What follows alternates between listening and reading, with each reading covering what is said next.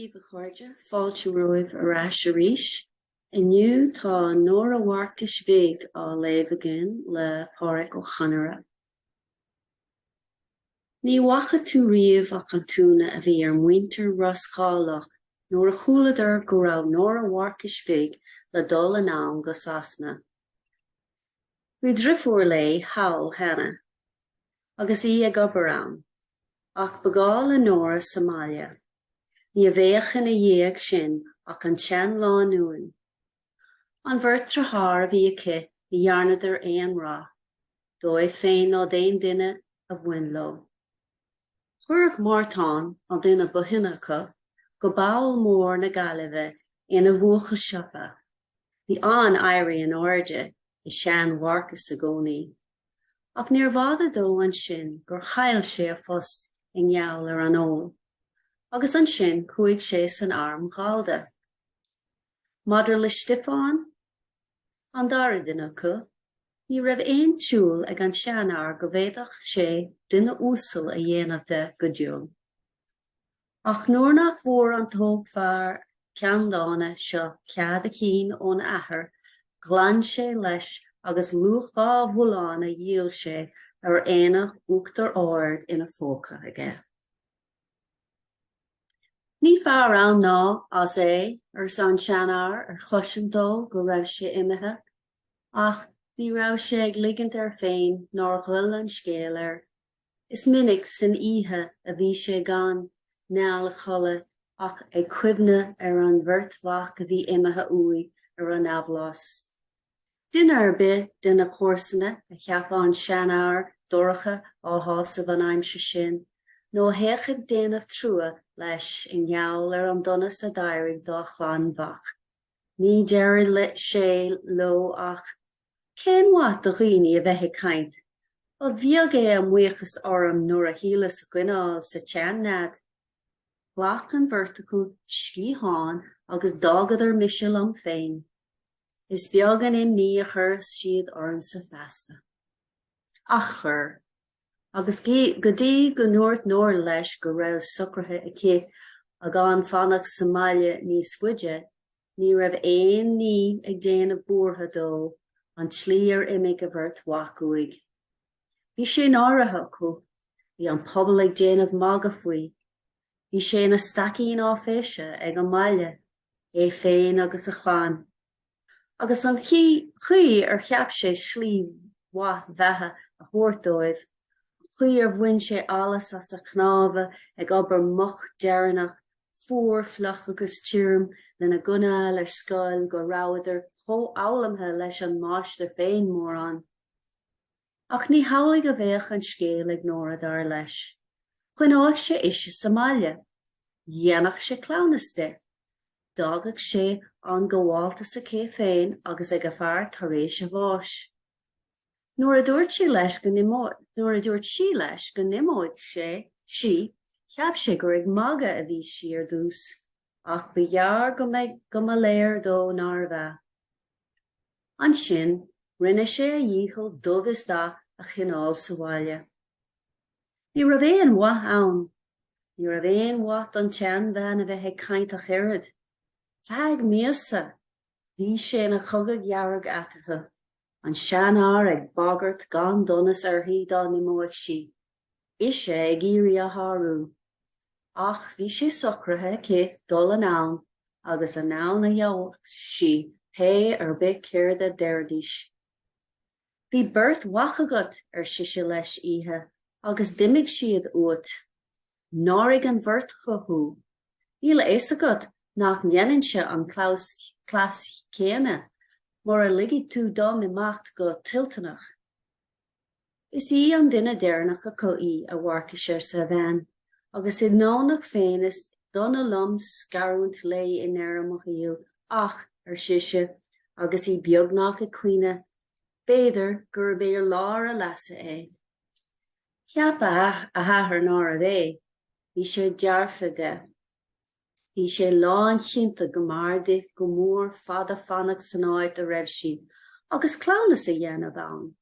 Bheadh ráthid acra talún ag a fearr nuair a dheoch sé féin bás. Bain óg lá gheanúla ba inti. Ní raibh féil méara ná ceannaí siopa ina seacht baróistí ba chóra dóibh nach méid lán sásta í a fósa. Ach tuige, nach méach freisin ar sesin. Bain chomh brá lé agus gá iad achra hawa na talúna ché. Ach bégan dó gheala in éireann adála. Is a cótha bhí an aber an sin, an búr of múragus an imní mí chuiseach a bhí a gáháil do Nóra le tamil, scapa iad de réir dáilmh. Ní raibh a rion le feiceáil, bhí si cóhéireach, scealpach agus a bhí an leabhar a bhí si nó ceapa é. Bhí an irid sin le déanamh aici, hataí agus gúnaí le déanamh agus le gléasa aici, éadach agus ribíní de gach cinál le ceannach agus le dathú aici. Ní raibh sus le feagar seachtainna sular imigh si, ag tuairt cuairte ha bhus lá agus hail lá ar na mhórach. Deor níl híisi go dtí gur chur a dhá bosca mhóra taistil a cheannaigh si ngálamh ar an gár a bhí le thuairt go port na trénach i mbaile na hinse. An sin thosaigh si ag gol go fuich, nuair a bhíad ar thir ag an grosmhóthar hí na frása deor le na lecin. Go bhóra dia orthaí ar sa duine de búchalaí a bhí caite le clí ar phlasóg mín chéinnig le heis an bhóthar. Á man ar sa duine eile acu agus gach ile dhuine dá thuairt. Ach meastú cén ealaín atá orthaí go bhfuil si ag amach. Ní dhéanann úntas ar bite dá mar rudaí nach méid slí wa cés Somália. Tháinig trúr a hírí an orí, trúr a raibh cáil mhór orthú ar airgid freisin. Deirtear chuir si spéis mhór i bhac cheann watú an fearr siopa ar sa gheannar a bhí ina measc. É siú de bhí sa goláis de mhór in ngálamh, an duine céanna. Ná creid é, droch mhúchal a bhí ann. Aber é, bhí an cá ag amach do thuaidh, tharnach críothach mór leathan atá idir an Ros agus baile na hinse. Bhí a teach le feiceáil fós ag Nóra síos uthí sa ghlán, ach ní a bhí si ag cuimhnamh, ach ar an lá mí a mhárach a chas a bhac cheann watú orthu, ar dús an chrosmhóthar, Rogha Scéalta, agus é a caitheamh léitheanta siar tigrachara athair ar an mbaile thir.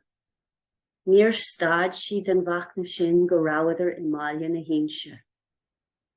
Lig an tréin fad géir mí aidach astu, mar a bhéic si a rá leis na daoine deafar a dhéanamh agus gan mhfuil a chur ar rudder bhí có mór agus có beaga agus có cnuasach léise.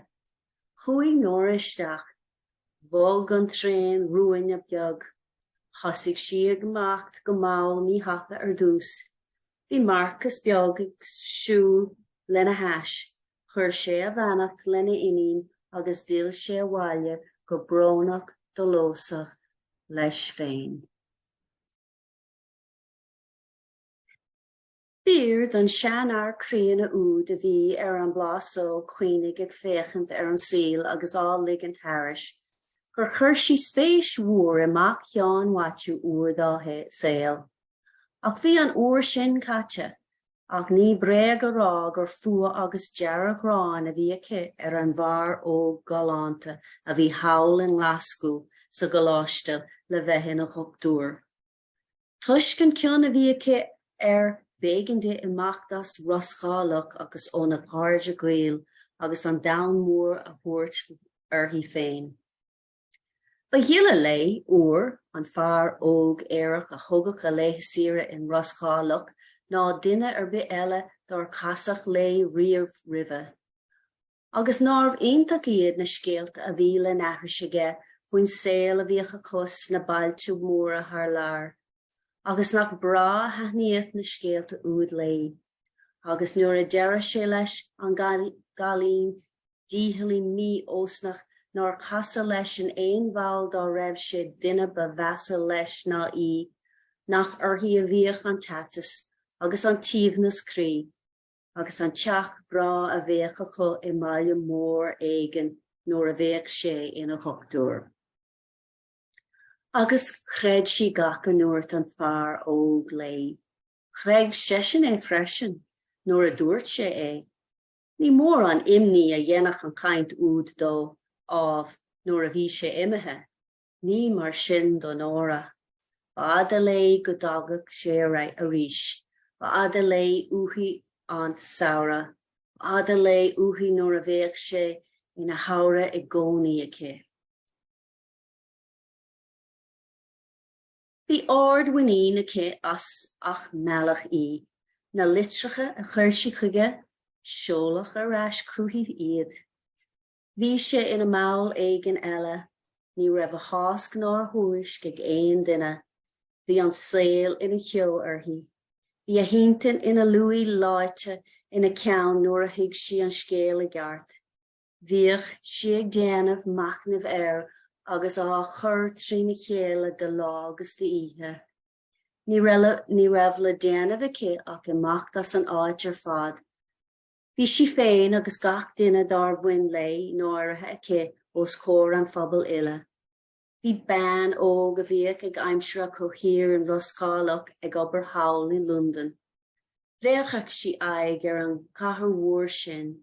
Is an gcathair sin a bhí an tríal inis, agus ní a máille mór eile a raibh a grifór ann. Ina sí an trein de gaf úntas mhór forrá is go raibh íomhan agus inmhar, luch slíomh agus machara ag scior a tharstí agus gan éon ní a dhéanamh aici féin. Cá ráidir ille go léir ag dul uthí. Cén Scéal a bhí in an de sa tír chomhíoch údan ina bháchach an léas iontach úmpar se Ghlachúm agus crithagla bhí an dorchacht ag titham mhacara agus chnic. Chuisceach na smaointe orthu ach bhacatas de go raibh sí ag marcíocht anmhí éigean alta. Go gúla sí a chrí ag crabba agus ag léamnig fuhí le teann ferige. Go raibh sí ina rágún tine agus lasar ag teach don na húil, go raibh sí á thuirt go fásach éigean uafásach. Áit nach raibh taitneamh gréine ná titimiisce, raibh hí dul ann in aige tola. Go raibh sí ag díbert go dtí an fásach seo ag ngeall aon fecha uáin. Chruch an tréin bailio clia, ceap sí go raibh an áit frichéile in aon jóna bháin turin. Fér ag scradáil agus ag béchach, tréine ag teacht agus ag amacht agus ag fedáil, turin na bhar, na dréanacha agus na gearr. Chur gach ní dá bhacha sí úna orthu. Na báid agus na lingeis an life, na drithid, na sráidne a bhí sulseach sa meán ihe, na daoine, an chathair féin a bhí cho brá, cho beoga, cho geall sin in uair mharmh na hithe. Is beagnar jarúd sí fe scatha Bhig an mia a dhíbar as a bailile dúcha sí. Ach nuair a bhí sí ar an tréin hawl bhí a bhallart de Scéal aici. Thosaigh na smaointe dúiseacha ag brú isteach orthu a ríis. Ní raibh aon thoscló, níorbh éiad sí an níbert. Cad chuige ág sí an bailile chur be. Nár bhar de fanacht ann péir be ceir de dairóig de. Ceir de bhí le déanamh aici inis, ceir de bhí an an de san áit a raibh sí ag dul. Agus mar sin de, má bhí daoine ann fadó a chat na céta bliain agus iad a ceappa nach raibh ann nach lá, mar a deir na sean catha linn, rinne siise rud níos úntas fós, rinne sí céad bliain d'aon lá a bháin, dairigh sí éasta críanna in aon lá a bháin. Cach dólas agus céas a crí agus búirt mhór aignamh a hagas ar rinne fa héal, tháinig ar orthaise in aon lá a bháin, ó dag sí Rogha go raibh sí istigh I lár Lúndan mhór hasna, go bhacha sí cáth ní rion, an chalín aimsir a bhí ag bailile, ag fanacht lé ag doras na tréine, le fáilte a chur rumpaí, níor thuig sí an Scéal go dtí an lá sin. Bhí an beirt bhean óg in a gcónaí I gúil sráid thuaireach brána an taobh ó dheas den chathair. I dteach mór milteach in a raibh na daoine in éon charn amháin bhullach a chéile seo bhíidir I gcónaí an tras sin. Ní acha tú riamh ach an túna a bhí Nóra, nuair a chonig si a raibh ann díobh. Bheadh si an leabhar go raibh céad ann a laghad idir éar agus maná agus fáistí. Bhíodh si lé féin feadh lá fá ada, mar bhí cháit a bheith muithe gobar ó bhaidim go bhuihan. Thíodh si ag an bhuineog ag féchan amach sa sráid na daoine I dul thart agus ag déanamh úntas cá ráidir ila go léir ag dul. Ní bhíodh si a bhád mar sin go dosíodh si a ceappa nach nearna si a las agus teacht chur be. Tuige ág si an sráid bhaile uig nach úd a bhí hir a measc na gnach bhruach na bhar go móra. Céir de déarthach a hathair dá mécha isaige céan fá. Nói bheadh sé mire. Cén tubáiste a bhí orm seachas duine beile a dearach si. Ach, bhréiteach an ceistí sin, agus nuair nach nairóid lé a ragart bhuailach si amach an tráid. Ach ní bhíodh si a bhád agla go déach si mú. Ach bhíodh na smaointe céan ag brúisteach hí an muithe an tráid I measc na líní díreach mar bhí isteag. Ihe dá dánig cáit a bhaile ó bheithe gobar, bhí Nóra os ceann na tine agus ag gáil. Seo hanis a Nóra a chrí ar siise, trimming de thuaile agus ó cap an tae lamsa. Dúrach le marrá leat go bhfuil cailín aimsire ó ghuiine múintethe le mhathirsa agus dá détá ann, rachad ann freisin ar san Nóra ag éirí de freib. Maidinál lár na bhharnach lúis lé go teach na maná ús le se. Chuaigh si gobar ann. Bhí an irid sin le déanamh aici, agus bhí an irid sin smaointe nua ag teach isteach ina haigna nar chuigní si ar éon ní eile feadh scata Bhig. Den litricha a chur si a bhaile bhí ag sin tús beag iontú I gcónaí. Cé go raibh isacha nach mór an a bhí ag teastáil uthí, mar bhí bailach mat nó cheanna. Agus na litricha a churach a hathair chuaigh léach si agus léach si iad gach ihe sa le déach si a chala. Bhí ag nuíocht an bhaile iontú, go raibh an lear scadána áil ag na híscarí, gur cheannig Tomás Fatsmór bád nua, go raibh nelní riamha imethe go Mharcais. Dimig cúpla mí mar sin, ach sa dearad dúirt an bhean ús a lé nach raibh si sásta lé agus gathach si an áit ágáil. Bégan de sin a dhéanamh, dág si a raibh in ní agus dimig lé. Dídan ná fosca ní raibh don ihe sin ach an bháisteach ag tita manúsa hí agus an stráidanna crua faoine casa. An éigen a chur sias a gach ar a thorla de ina dhé sin ar an bhar úsal galánta a chuig ihe agus ól agus airige de agus an neran na déthe le caile agus le haspa. Ar an gcuí a hasig si féin ar an ól, ar an mealach a híal si a intin agus a haigna a chuige agus é chala leis, ar na daoine agsúla a bhúil lé I dithe ól agus eile. Ar an gain sin a ggóra, ar an gcuí ar laidóch ar an measahí ar a cé ar hí féin, go dtí go mar cuma lé tar rééis táma céir de dairóid lé de. Ar an crí a raibh si ag dul in nana solo goló, agus go dtí nach raibh a clú ná measaice sa deara agus ag siúil na sráide. Mlína mar sin de. Gam leis skill.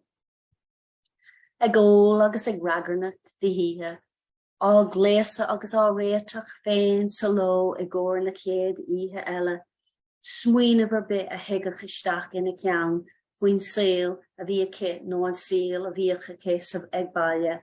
Dhíbríoch si ó lua in éireann agus a déiteach si. Swainte mar sin a chur an mí thuamhnas is mó orthaí. Agus más fear é nach méach dú wartáil ag duine chorbe mar síalthach sé bhealach éigean go má bhó an wathaí á dhéanamh ge nó an tóg. Ní éadach sí a bhhairta dhéanamh.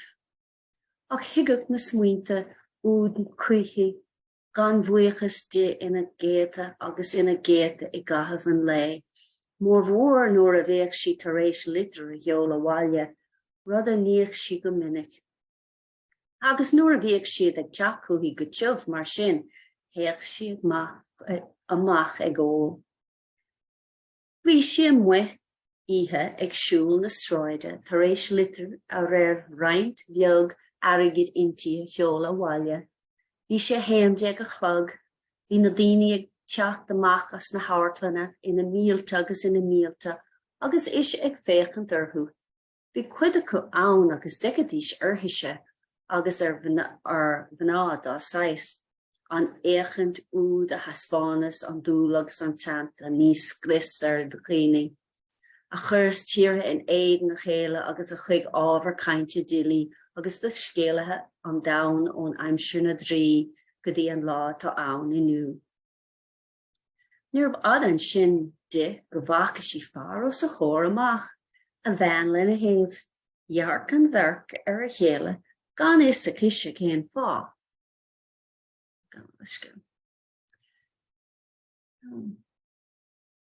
Daithníad ar a chéile, mac Seán watú, a bhí ina thuchtúir I London in isise bhí ann. Chas siise ar a chos go tuban, chúla sí é árá lena bhean dolisteach I deach ithe a bhí ngardóid agus go méid sé féin cúthaí ar an buinte. Fog Nóra amach ar a chlisin sinde, bhí sesin ina níag. Dhearg siise ar an siúl, rinne sesin an rud céanna, ní raibh uthí ach amach uí. Bhí sí ina sodar, esin ina hodar ina dia. Tosach maithacha ar, ina cosin áide, suas sráid agus a nús ceann eile, a ceapa go raibh sé agus ála, fatíos an dain orthaí, go méirigh sé orthaí. Go méach a is acu ag bail an bailach a bhí lé. Go méach a is ag ilghine é. Bhí sépéal ar a haig amach, sépéal beag a bhí ar oscail fegan na híthe a ngeall ar féile ar éile éigean. Bhí dídan ón bhar a bhí ina níag óthaí, ón bhar dá dug sí seac a chré uair a bheala í. Ní raibh cuimhneacha ar gol isteach ach isteach ann a chuaigh. Baisteach lé ar dús gach a bhaca sí, bhí sé go fada sin a bhí sí stigh sépéal ribhe sin. Tháinig a hóige a raiscúthaí, bhí sí sépéal Rogha Scéalta. Bhí dealamh na maid na banathe stigh gúine agus solas dearg os a chóir. Rinne sí ar gúine sin, chaisi a láimh a timpeall orthaí. Bhí sí á suatha agus á lúsca a nán as an áil na búirteagne. A hatta bra péacha chu chúla cín, a chuid rabíní bratha dearga fluch salach sméirthe le clábar na sráide. Bhí sí a gcuí dé agus na maidne os ard, Pádraic níor Pádraic, go nuairt sí go mór dúthráthach, a néomhhuiire a bháthir dé, gcuí ar in na paci, a níos agus a rú agus uair ar más. Amen. Bhí sean sagar de chúla a gcuí ar a cúl, leabhar sé lé go blá ceanálta. Hásigh sé thug lei sí, cheisnig duine sí a scéal dó gan ní a chealtar. Na litracha a fuair sí ón a hathair, haspáin sí dó iad. Chuir sé tilla ceiste na orthaí, se, bhí sí sásta dul bhaile. Is a chur an tarigid a bhaile lenar cheannig an seanár an bád íscoireachta. Go dain féin ní raibh éon cheapa acu cén saoil a bhí aici I London. Agus an raibh d'athair ag á ífrí díot, cén fá nach naci tú chuig do grafúr dús. Bhí, dúirt mé leis go raibh an obair níos fearr in London. D'anad tabal maith mar sin, eisin á ceistnú agus ise a ragart. Fuair sé lóistí maith de I gcóir na híthe. Dúirt sé lei litir a chur abhaile a rá go raibh sé brath fille, agus dúrthach sé féin cuairt hí lár na mhórach agus go bhféadfadh sé faoistí na dhéanamh. An ihe sin sul in neachaí sé chala, chur sé litir ada ag tríal hagad paróiste Scéalach ag insint an Scéal dó, agus á íri súla chanáil I níon an mná óige nuair a chrochach sí an áit. Dan sí ní eile hawl, cheap an sean sagart go mar dis sin a dhéanamh. Nuair a bhí an mí caite, thug sí an tréin a bhaile hí féin. Bhí súlacha le Somália, bhí gach ile grinne á rá nar inig duine bit as Scéalach a rinne chomá le, nach raibh duine bit a chur an irid sin airgid a bhaile le. Is mór an sásad agna dit sé a Mharcais a bhí seán gawa ag rá agus a chur crú chapel Mharcais híos ag an gearrscéalta an lá a raibh sí le teach. Go bhfuil sé ag teach go bhaile sa deire, mar duine ná dóirí nílagat leis an talamh ágáil aige. Aber sesin, agus tá wath agam inis freisin. Bhí an capel agus an car gléasta aige le dul go port na trénach ina chuine. Bhí dí se rá sesin go mórálach agus a chur an chapel faoin gár. Nach nearna an bhirt eile rá a bír dóibh, béidirach ní chreidfá ach an cúnamhaí a thug sí se dom. Féach an mád mór íoscairachta sin atá ag dul amach ag lurg na rannach anocht. Bhí éitin sin a cheannach mar hí. Níl tú ag rá ach na fíorna inis a Mharcais san seanár a bhí ag tuairt cúnamh dó, ach chugur inis an seo mé sesin go himníoch. Thuairt sí leat gur chasa sémas a gomsa le in éon bhall hawl. Chur mé a thuairis lé ach ní achas sí é. Féach sin inis ach ní bhór me éon litir uí le leathlíonn. Bhí Mharcais. Ní raibh sé cho chrí éadrom le fada an lá agus a bhí sé ag dul amach go port na trénach dó. Má bhí an chláán wacha donna bhí a inín thar-cheann. Bhí sí in a sampla ag an baróiste ile. Anis ní bheadh a cóth le rá go gachadh sé an talamh a díal sa deire hir. Chunneadh sé Nóra Somália, dhéanach sé clánasta, dheoch sé fearr stúma stadéireachta. Bhí raibh deire leis na smaointe sin go dánig an tréin isteach for gradam.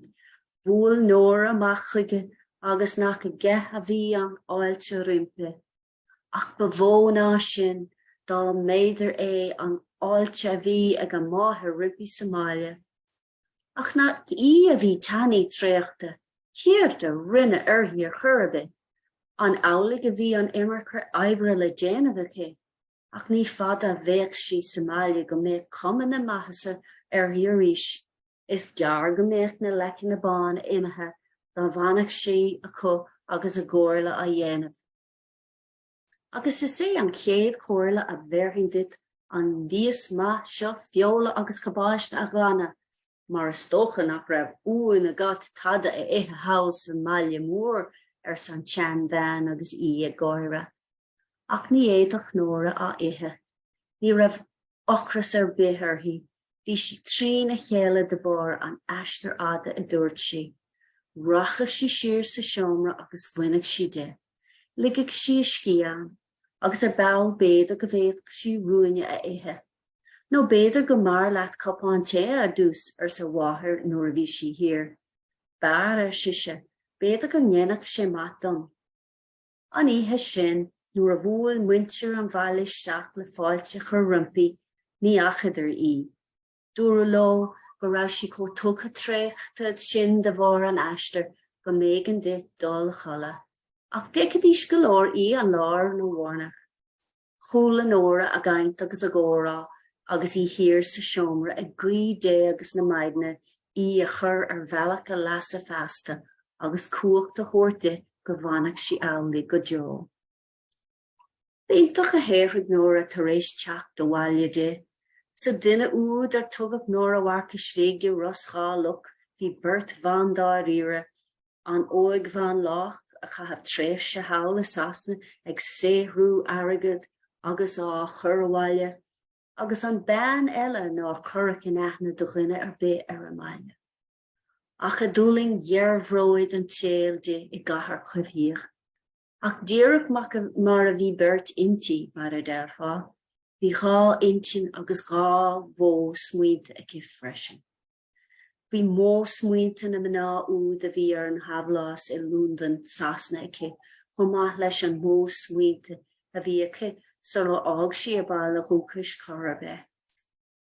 Agus bhí si in a hir chórc atarthú. An bhean úd a bhí ar fáin an téal úr ag chur in aig na mná eile nar ág an bailile riamh, agus nach raibh an ag éirí ach fannacht ann go sucr suúran. Ba dhéan an chóracha, ba threise ar an olgar úra, chéalach si, agus an sin deachtaí I ag déanamh ar cheachan phobal, agus na díní frichéile a rá nach bhacad a riamh Bain óga bhí chráfach díochanta deabhéasa lei. Le linn an alma seo bhí pátrúnacha ar an stráid bhaile ba charadómh.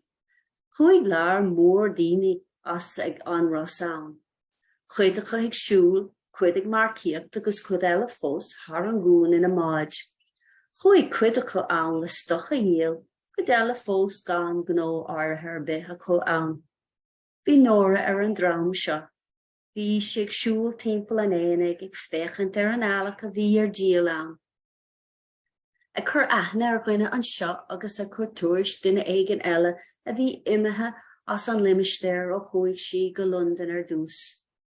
I go brá gléas na stúachach, gúna den cadáis bán a bar agus bachíir a bhí le fáil arthaí. Gúna a thug si bhaile as sasna lei. Rabíní bratha dúmha sróil ar síle léhi. Cleitecha pechacha ina áirde as a hata. I rah si chom mairech éireg le fada an lá. Lá méirh brothal chubhí ann. I an ghrian ag spalpa a nús go miltach, mar a méach an séad an beag gluthe a hagad isteach an gún a níos agus a ríis, ní éad bhí an teas a cheasamh. Bhí Nóra tíirseach tréachtamh de bhar an lei. D'arg si ceol bhailing agad, ceol bug bín even. Bhí an bhailéador ina chi ar doras cabáin, a cheann á lústa a nán is an álaige, a chúla drúte aige. Féchant chu suach chu cnuasach sin ar éidan, agus ina gnúis is go gapfán ar bhúl imní ná bort an cléil ina tróríomh agus nach múltha chuithe. Chúig Nóra isteach. Hí si ar stól in each an doras ag éisteach leis an geol. Bhí si tugtha. Dá méid deochacha. Sin é a hial si. Bhí an chórt ar siúl a ríis. Bhí si ar tí amach nuair a tháinig fearr óg as an ras cúthaí ag iarraí orthaí glunne a ó leis. Tá an lá chomh méirmh sin agus ní dhéanamh sé dochar a bit dit, rud ar bithis málacht a dúirt sesin. Chleach si glunne uaí. Duine ar bit a bhí tugtha don ól uair dá héal agus a dan tamil dá uirsa má ólan an tééis sin glunne is cínta go nólaigh sé an dara ceann agus an tríú ceann agus béidir an néú ceann. Dá nerfa é mar athbheochfar an dúil a bhí aige ann cheana. Bálaigh a bhí an scéal ag Nóra. Dól si an dara ceann agus an tríú ceann, dairigh si ina ceann gan bhfuil, dairigh si scealpach. Chúig amach ag dása, ach bégan de éirí as so laghad. Bhí mairán ina ceann, bhí a cusa ar fuaidribh. Chúig si amach ar éigean ach neach si a bhad gur hit si le clí a bhí le taobh an bhóthar. Bhí cúpla uair den ihe caite nuair a fuair a hathair ann í. D'ardig sé isteach sa ghartaí agus hamáin leis a bhaile. Maidin lár na bhharg bhí an chart ceanna faoi réir aige taobh muid an doras. Más iad sin na béasa a dálann tú a sasanna sesin agus searfin in a thór is ann a chachas tú a ghlachta. Jimig lo bert go port na trénach. An ihe úd imig Nóra dat fá seanár stig mád íoscarachta a méfá cléimh Scéalach. Bhí sutach tara lena héamh agus ag mille an anam bhí a mád. Má bhíal féin níor airig leis an tanam úd a scrisa amach an crí. Anam a imíne a bhí aige a mád. Sais brónach ag an deire, had a cheapan sibh.